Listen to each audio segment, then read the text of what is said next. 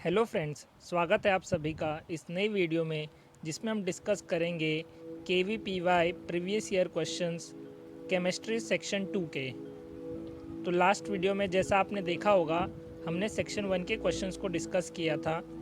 आज हम डिस्कस करेंगे सेक्शन 2 के क्वेश्चंस जो कि हायर लेवल होते हैं एज़ कम्पेयर टू सेक्शन 1, और इनका डिटेल सॉल्यूशन भी मैं आपको बताऊंगा।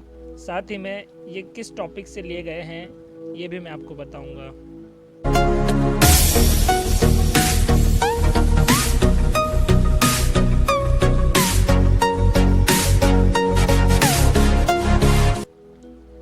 तो आइए स्टार्ट करते हैं आज के पहले क्वेश्चन से। इसमें हमें पूछा गया है इन द रिएक्शन सीक्वेंस, यहाँ पे x और y क्या होंगे ये हमें बताना है।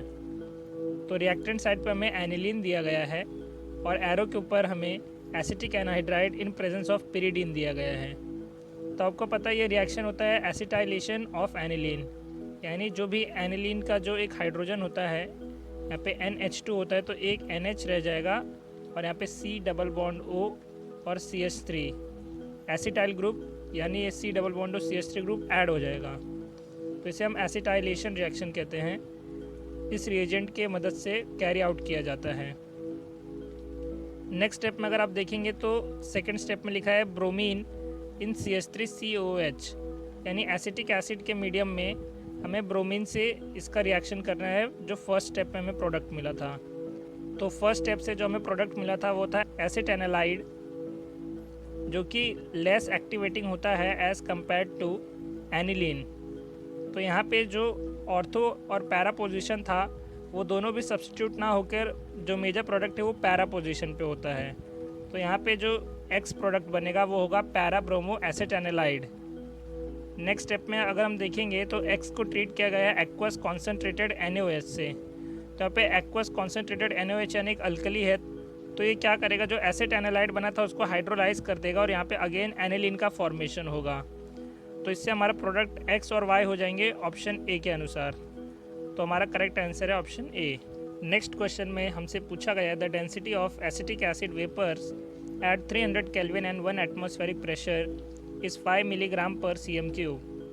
The number of acetic acid molecules in the cluster that is formed in the gas phase is closest to. तो हमें यहाँ पे डिग्री ऑफ एसोसिएशन बताना है कि जब एक एसिटिक एसिड का मॉलिक्यूल है वो और कितने एसिटिक एसिड के मॉलिक्यूल के साथ कंबाइन होकर एक क्लस्टर बना रहा है इन द गैसियस स्टेट। तो अगर आपको पता होगा जो एसिटिक एसिड है वो डाइमराइजेशन करता है और उसमें दो मॉलिक्यूल्स एसिटिक एसिड के कंबाइन होकर एक डाइमर फॉर्म करते हैं, तो इसका आप डायरेक्ट आंसर बी लगा सकते हैं। लेकिन इसका डेटा के अनुसार आंसर डिफरेंट भी आ सकता है, इसलिए हम इसे एक बार चेक करने के लिए खुद से सॉल्व करके चेक करेंगे कि इसका प्रॉपर आंसर क्या आता है। तो यहाँ पे हम जो आइडियल गैस इक्वेशन का मॉडिफाइड फॉर्म है PM = DRT वो अप्लाई करेंगे और यहाँ पे हमें जो मॉलिक्यूलर मास है वो मिल जाएगा गैसियस फेज में। तो वो अप्रॉक्सीमेटली आप वैल्यूज़ को पुट करेंगे तो 123.15 आ रहा है। लेकिन जो CH3COOH है यानी एसिटिक एसिड है उसका मोलार मास 60 होता है। तो इससे हमें ये पता चला कि जो दो एसिटिक एसिड के मॉलिक्यूल्स थे वो एक दूसरे से कंबाइन होके एक सिस्टम की तरह यानी एक सिंगल मॉलिक्यूल की तरह एक्ट कर रहे हैं, और इसके वजह से वहाँ पे एसोसिएशन के वजह से यहाँ पे डाइमराइजेशन प्रोसेस हुआ है और इस क्लस्टर में दो एसिटिक एसिड के मॉलिक्यूल्स हैं। तो इसका करेक्ट आंसर हो जाएगा 2, यानी ऑप्शन बी यहाँ पे करेक्ट हो जाएगा। नेक्स्ट क्वेश्चन है थर्मोडाइनमिक्स से। इसमें हमें पूछा गया है the molar enthalpy change for H2O liquid to H2O gas at 373 Kelvin and 1 atmospheric pressure is 41 kilojoule per मोल। यहाँ पे हमें द मोलार एंथैल्पी चेंज दिया गया, यानी हमें यहाँ पे डेल्टा H का वैल्यू दिया गया है for this following process. Assuming the ideal behaviour the internal energy change for vaporisation of 1 mole of water at 373 Kelvin and 1 atmospheric pressure इन किलोजूल पर मोल इज। तो हमें यहाँ पे बताना है कि इंटरनल एनर्जी चेंज यानी डेल्टा U का वैल्यू क्या होगा फॉर दिस गिवन प्रोसेस। तो डेल्टा H का वैल्यू तो हमें पहले से ही क्वेश्चन में दिया गया है जो कि है 41 किलो जूल, और हमें पता है delta H = delta U plus delta NRT। ये इक्वेशन का जैसे हम यूज़ करेंगे तो हमें डेल्टा U फाइंड करना है। इसको हम डेल्टा एन आर टी को लेफ्ट हैंड साइड पे लेके जाएंगे तो इक्वेशन मॉडिफाई होके हो जाएगी minus delta N R T. यहाँ पे हमें डेल्टा यू का वैल्यू कैलकुलेट करना है और डेल्टा एच का वैल्यू हमें पहले से ही क्वेश्चन में दिया है 41 किलो जूल्स। अब आप इस प्रोसेस के लिए देखेंगे तो यहाँ पे लेफ्ट हैंड साइड पे कोई भी गैसियस एटम नहीं है, लिक्विड स्टेट में है वाटर। वहीं अगर आप प्रोडक्ट साइड पे देखेंगे तो वाटर का एक गैसियस मॉलिक्यूल बन रहा है। तो यहाँ पे डेल्टा एन का वैल्यू होगा +1 और उसके बाद टेम्परेचर है 373 केल्विन यानी 100 डिग्री सेल्सियस और आर का वैल्यू आपको पता है 8.314 होता है। तो इन सब वैल्यूज़ को अगर आप एक बार पुट करेंगे तो यहाँ पे आपको minus delta N R T का वैल्यू आ जाएगा -3.1 किलो जूल्स और हमें फाइंड करना था डेल्टा यू का वैल्यू जो कि हो जाएगा delta H minus delta N R T. Calculate करने पे आपका आंसर आएगा 37.9 किलो जूल्स। तो यहाँ पे अगर हम देखेंगे इसका करेक्ट आंसर हो जाएगा ऑप्शन डी यानी 37.9। तो ये क्वेश्चन था थर्मोडायनेमिक्स से, एक अच्छा न्यूमेरिकल क्वेश्चन। नेक्स्ट क्वेश्चन है केमिकल इक्विलिब्रियम से। इसमें हमें दिया गया था equilibrium constant Kc of the two reactions H2 + I2 in equilibrium with 2Hi and N2 + 3H2 in equilibrium with 2NH3 are 50 and 1000. Then find the equilibrium constant of the reaction N2 + 6Hi in equilibrium with 2NH3 + 3I2 closest to। तो हमें दो reaction का equilibrium constant यानी Kc का value दिया गया है और हमें किसी एक गिवन रिएक्शन के लिए फाइंड करना है। तो ऐसे क्वेश्चन आपने पहले भी सॉल्व किए होंगे। इसमें हम क्या करते हैं, जो गिवन डेटा है उसे हम इक्वेशन फॉर्म में लिख लेते हैं और उसका करस्पॉन्डिंग डेटा लिख लेते हैं। एक बार ये डेटा लिखने के बाद आप जो गिवन इक्वेशंस हैं उनको मैनिपुलेट करके जो रिक्वायर्ड इक्वेशन है उसे फॉर्म करने का कोशिश करते हैं। तो हमें जो गिवन इक्वेशन है उसमें 2NH3 जो है वो राइट हैंड साइड पे है और हमें रिक्वायर्ड भी 2NH3 राइट हैंड साइड पे। तो हम इस Kc का वैल्यू एज इट इज़ रखेंगे यानी 1000 न्यूमरेटर में एज इट इज़ रहेगा। वहीं अगर हम देखेंगे Hi का तो Hi हमें 6 मोल्स चाहिए, यहाँ पे 2 है तो यानी इसे हम क्यूब करेंगे यानी इसके Kc यानी फर्स्ट Kc को हम क्या करेंगे, होल क्यूब करेंगे। और यहाँ पे देखेंगे तो Hi जो है यहाँ पे गिवन इक्वेशन में हमें राइट हैंड साइड पे दिया गया है लेकिन हमें रिक्वायर्ड इक्वेशन में लेफ्ट हैंड साइड पे चाहिए, तो इसे हम डिवाइड करेंगे Kc को। तो हमारा जो रिक्वायर्ड एक्सप्रेशन हो जाएगा 1000 / 50 द होल क्यूब। तो इसको अगर आप सॉल्व करेंगे तो आपका Kc का वैल्यू आ जाएगा 0.008। तो अकॉर्डिंगली आपका जो करेक्ट आंसर है वो हो जाएगा option C. Again chemical equilibrium से एक अच्छा क्वेश्चन, सिंपल से कॉन्सेप्ट के ऊपर बेस्ड। अगर आपको ये कॉन्सेप्ट पता है तो आप इस क्वेश्चन को बहुत ही आसानी से टैकल कर सकते हैं। नेक्स्ट क्वेश्चन है थर्मोकेमिस्ट्री से। हमें दिया गया है given that the bond energies of N triple bond N is 946 kilo joule per mole. Hydrogen single bond hydrogen का energy, nitrogen single bond nitrogen और नाइट्रोजन सिंगल बॉन्ड हाइड्रोजन सबका हमें बॉन्ड एनर्जी दिया गया है। हमें फाइंड करना है heat of formation of hydrazine. तो आपको पता होगा जो हाइड्रोजिन है वो होता है N2H4 यानी उसका स्ट्रक्चर कुछ ऐसा होता है। N और N के बीच में सिंगल बॉन्ड और N और H के बीच में भी सिंगल बॉन्ड, ऐसे 4 बॉन्ड्स होते हैं। तो हमें कैलकुलेट करना है इसका हीट ऑफ फॉर्मेशन क्या होगा। तो पहले आपको पता होना चाहिए कि हीट ऑफ फॉर्मेशन कहते किसे हैं। Heat of formation is the amount of heat required to form a product from its constituent atoms when 1 mole of a product is formed. तो जब हम 1 मोल हाइड्रोजिन फॉर्म करेंगे फ्रॉम इट्स कंस्टिट्यूएंट एटम्स तो उस time पे जो amount of heat required होगी उसे हम हीट ऑफ फॉर्मेशन कहेंगे और वो जो प्रोडक्ट है वो गैसियस स्टेट में बनना चाहिए। ऐसे टाइप क्वेश्चन के लिए आपको पता है डेल्टा एच का वैल्यू होता है bond energy of reactant minus bond energy of product. तो इसमें आप सिंपली जितने भी बॉन्ड्स हैं उनको काउंट कर सकते हैं। जैसे N ट्रिपल बॉन्ड N में आपको ट्रिपल बॉन्ड का एनर्जी दिया गया है, H2 के लिए आपको सिंगल बॉन्ड का एनर्जी दिया गया है लेकिन यहाँ पे 2H2 लगेगा तो इसे आपको 2 से मल्टीप्लाई करना पड़ेगा।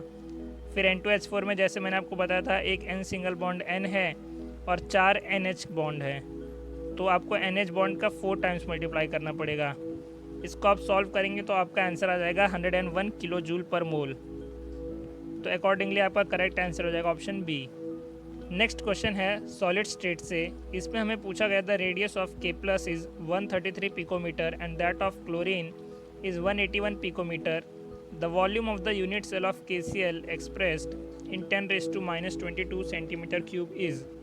तो आप देख सकते हैं जो सेक्शन 2 है उसमें ज़्यादातर क्वेश्चन फिज़िकल केमिस्ट्री से आए हैं, तो इससे आपका फ़िज़िकल केमिस्ट्री स्ट्रॉन्ग होना ज़रूरी है। तो अगर आप KVPY में अच्छा रैंक लाना चाहते हैं तो आपको फ़िज़िकल केमिस्ट्री और साथ ही में इनऑर्गेनिक और ऑर्गेनिक तीनों पे भी इक्वली ध्यान देना चाहिए, लेकिन फ़िज़िकल केमिस्ट्री पे आपको ज़्यादा ध्यान देना चाहिए। तो आइए हम देखते हैं इस क्वेश्चन को हम कैसे सॉल्व करेंगे। यहाँ पे जो कटायन और अनायन का रेडियस दिया गया है उसको जब हम ऐड करते हैं, इसका स्ट्रक्चर जो होता है लैटिस का वो कुछ ऐसा होता है। तो यहाँ पे आप देखेंगे एक एटम और दूसरा एटम, इसमें जो A यानी जो एज लेंथ है उसका वैल्यू होता है R of cation plus R of अनायन और मल्टीप्लाइड बाई 2। तो ये आपको फॉर्मूला बेसिक से पता होगा कि ऐसे केस में होता है। अगर आपको नहीं पता तो आप इमेजिन भी कर सकते हैं, लेकिन जनरली सबको पता होता है। तो यहाँ पे जैसे हम वैल्यू पुट करेंगे आपको A का वैल्यू मिल जाएगा 628 पिकोमीटर्स। तो आपको एक बार एज लेंथ का वैल्यू मिल गया तो आपको पता है जो भी वॉल्यूम ऑफ क्यूब होता है साइड क्यूब। तो यहाँ पे एज लेंथ ही क्यूब का साइड है और इसलिए हम 628 पिकोमीटर का क्यूब कर देंगे। तो इसको आप एक बार सॉल्व करेंगे, आपका आंसर 2.48 इंटू 10⁻22 सेंटीमीटर क्यूब आ जाएगा। आप कहेंगे इतने बड़े बड़े कैलकुलेशन हम एग्ज़ाम में कैसे करेंगे इतना जल्दी? तो आपको घबराने की ज़रूरत नहीं है, आपको वहाँ पे वर्चुअल कैलकुलेटर भी मिलेगा और उसके मदद से आप जो भी आपको टफ़ कैलकुलेशन लगते हैं वो कर सकते हैं। तो इसमें आपको बिल्कुल भी टेंशन लेने की ज़रूरत नहीं है कि इतने बड़े नंबर्स का मैं इतना जल्दी कैलकुलेशन नहीं कर पाता या उसमें मुझसे गलतियाँ हो जाती है, उसमें आपको कोई भी घबराने की ज़रूरत नहीं है। तो इससे हम देखेंगे हमारा करेक्ट आंसर हो जाएगा ऑप्शन सी यानी 2.48। Next question again physical chemistry के स्टोइकियोमेट्री से पूछा गया है। The reaction K2Cr2O7 plus M इसका कोएफिशिएंट है FeSO4 का, N H2SO4 का कोएफिशिएंट है, P कोएफिशिएंट है Fe2SO4 द होल थ्राइस का और Q कोएफिशिएंट है H2O का। तो हमें यहाँ पे M, N, P और Q का वैल्यूज़ फाइंड करना है। इसका एक ट्रिक हो सकता है कि आप इसे हिट एंड ट्रायल मेथड से करें, यानी आप हर एक ऑप्शंस के वैल्यू को पुट करके चेक करें तो आपका आंसर आ सकता है एग्ज़ाम में। लेकिन कभी कभार ऐसा हो सकता है कि जो करेक्ट आंसर है वो ऑप्शन डी में छुपा हो, तो आपको हर एक ऑप्शन ट्राई करने में बहुत टाइम भी लग सकता है। तो अगर हम इसका स्टैंडर्ड मेथड फॉलो करें तो यहाँ पे आपको देखना पड़ेगा कि जो क्रोमियम था वो पहले +6 ऑक्सीडेशन स्टेट में था और बाद में वो चेंज होके +3 ऑक्सीडेशन स्टेट में चला गया। वहीं जो आयरन था वो +2 में था और ऑक्सीडाइज होके वो +3 में चला गया। तो इसका आपने रिडॉक्स रिएक्शन चैप्टर में बैलेंसिंग सीखा होगा, उससे आप इसको डायरेक्ट बैलेंस करके इसका आंसर ला सकते हैं, या हिट एंड ट्रायल मेथड भी आपका इसमें मदद कर सकता है, या कुछ ऐसे जो स्टैंडर्ड रिएक्शन अगर आपको याद होंगे तो एग्ज़ाम में आपकी बहुत मदद कर सकते हैं। जैसे K2Cr2O7 का यहाँ पे आया था, या KMnO4 के भी रिएक्शंस ज़्यादातर आते रहते हैं, रिपीट होते रहते हैं। तो अगर आपको इनके रिएक्शंस अच्छे से याद होंगे जैसे आयोडीन के साथ या H2O2 के साथ, तो आप ऐसे क्वेश्चन में जहाँ बाकी बच्चे सॉल्व करते रहेंगे आप बड़े ही जल्दी इसे सॉल्व करके आगे बढ़ सकते हैं। तो इसको सॉल्व करने के बाद आपका करेक्ट आंसर आ जाएगा ऑप्शन बी, यानी जो M का कोएफिशिएंट है वो 6 है, N का वैल्यू 7 है और P और Q का वैल्यू 3 एंड 7 रिस्पेक्टिवली है। Again very simple question from stoichiometry. Next question है इलेक्ट्रोकेमिस्ट्री से। इसमें हमें पूछा गया the standard free energy change यानी delta G naught for the reaction 3Fe2 plus 2Cr in equilibrium with 2Cr3 plus 3Fe given E naught of Fe2 plus 2Fe is equals to minus 0.44 volts and E naught of Cr3 plus 2Cr is minus 0.74 volts। आपको F का value 96500 दिया है, वैसे भी आपको standard पता होता है। तो हम पहले इस इक्वेशन को लिख के इसमें देखेंगे कि N का वैल्यू यानी नंबर ऑफ़ इलेक्ट्रॉन्स कितने फ्लो हुए हैं वो चेक करेंगे। तो यहाँ पे 3Fe2 प्लस होगा और प्लस 2Cr। यहाँ पे अगर आप देखेंगे तो यहाँ पे 6 इलेक्ट्रॉन्स का चेंज हुआ है, क्योंकि जो Cr था 0 ऑक्सीडेशन स्टेट से +3 में आया है और ऐसे 2 एटम्स हैं जिनका ऑक्सीडेशन स्टेट चेंज हुआ है, तो मल्टीप्लाइड बाई 2 करेंगे तो यहाँ पे 6 इलेक्ट्रॉन्स का चेंज होगा। यही आप आयरन के साथ भी करके देख सकते हैं, वहाँ पे भी 6 इलेक्ट्रॉन्स का ही चेंज आएगा। तो यहाँ पे N का वैल्यू हो जाएगा 6 और हमारे पास डेल्टा G नॉट कैलकुलेट करने का इलेक्ट्रोकेमिस्ट्री में एक डायरेक्ट फार्मूला है जो है -NF E नॉट सेल। तो यहाँ पे आप देख सकते हैं हमें N का वैल्यू मिल गया है एफ़ का वैल्यू कांस्टेंट है तो वो तो पता ही है, हमें सिर्फ ई नॉट का वैल्यू फाइंड करना है और उसके लिए हमें क्वेश्चन में डेटा दिया हुआ है। तो ई नॉट फाइंड करने के लिए जैसे इक्वेशंस यहाँ पे हमें दिया गया है उसको हम पुट करेंगे। जैसे यहाँ पे दिया एफ ई टू प्लस से एफ ई में कन्वर्ट होने पे -0.44 वोल्ट ई नॉट का वैल्यू है और सी आर थ्री प्लस से सी आर में कन्वर्ट होने पे -0.74 वोल्ट ई नॉट का वैल्यू है। हमें जो रिक्वायर्ड रिएक्शन है उसमें एफ ई टू प्लस है लेफ्ट हैंड साइड पे और हमें गिवन भी F E two plus left hand side पे, तो उसका वैल्यू हम एज इट इज़ पुट करेंगे -0.44। वहीं जो हमें रिक्वायर्ड है वहाँ पे सी आर जो है वो हमें चाहिए लेफ्ट हैंड साइड पे, लेकिन जो हमें दिया है डेटा वो C R right hand side के लिए दिया है, यानी रिडक्शन के लिए दिया है और हमें ऑक्सीडेशन के लिए चाहिए। तो हम उसका साइन चेंज कर देंगे, यानी जो -0.74 वोल्ट था उसको हम +0.74 वोल्ट लिख देंगे। इसको ऐड करने पे हमारा वैल्यू आएगा 0.3 वोल्ट्स।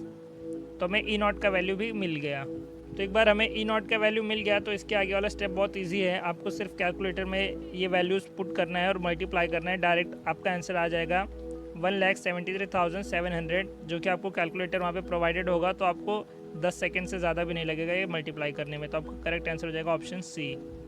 नेक्स्ट क्वेश्चन है calcium butanoate on heating followed by treatment with 1,2-ethane diol in the presence of catalytic amount of an acid produces a major product which is।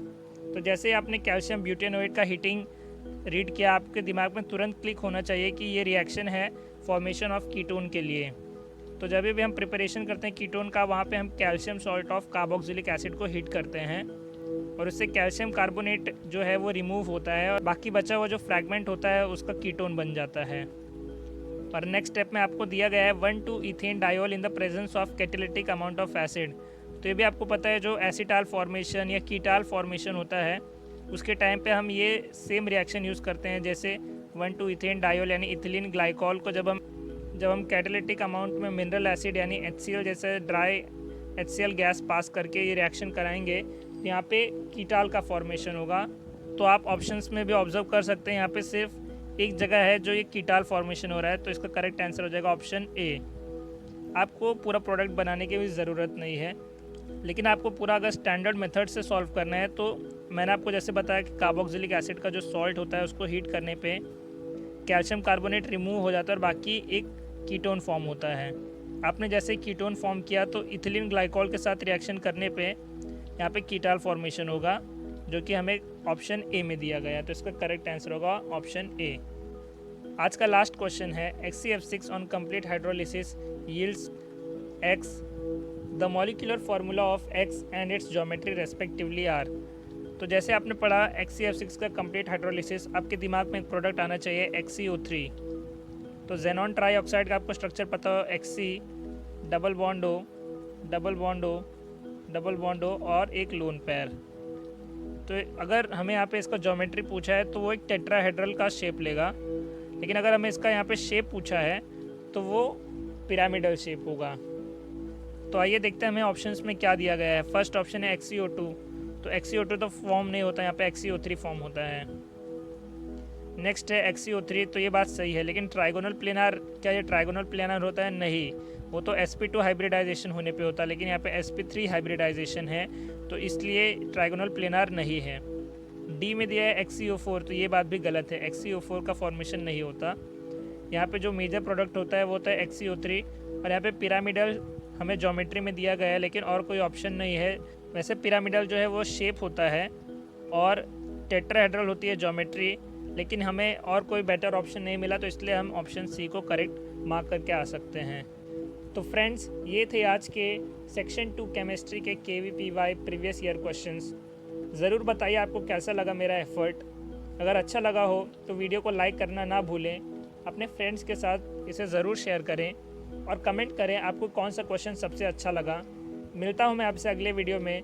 Till then keep studying and keep doing hard work. Thank you.